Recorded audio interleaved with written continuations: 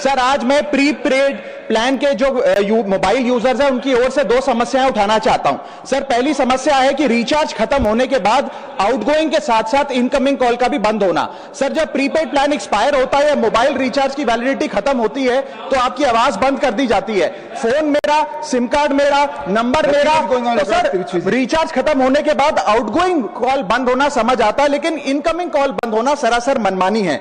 Sir हमारा mobile number आज हमारी डिजिटल पहचान बन चुका है। एसेंशियल कम्युनिकेशन जैसे कि UPI payment, banking, OTP, train ticket OTP, PAN Aadhaar authentication, interview का कॉल, हॉस्पिटल का कॉल, मां बाप का गांव से कॉल, तमाम चीजें इनकमिंग कॉल और इनकमिंग एसएमएस से आती है और वो इसलिए बंद कर दिया जाता है कि इंसान एक रिचार्ज कराना भूल गया।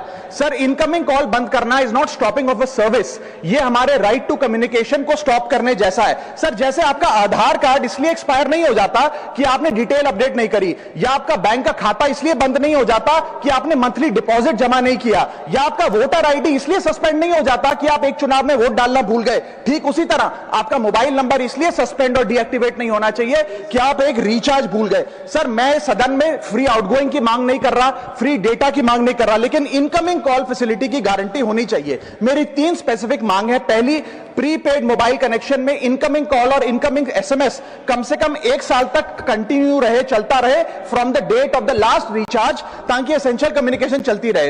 दूसरी, deactivation of the mobile number after 3 years. ऐसा ना हो कि आपका मोबाइल नंबर किसी को आपका मोबाइल नंबर बंद करके किसी और को अलॉट कर दिया जाए। कम से कम 3 साल का ग्रेस पीरियड देना चाहिए from the date of the last recharge. And third demand, mobile operator should introduce a low cost incoming only plan. वो लोग जो सिर्फ इनकमिंग के लिए फोन रखते हैं उनके लिए, जैसे कि 10 रुपए में 180 दिन की इनकमिंग कॉल की फैसिलिटी, इस प्रकार की स्कीम्स मोबाइल ऑपरेटर को लानी चाहिए।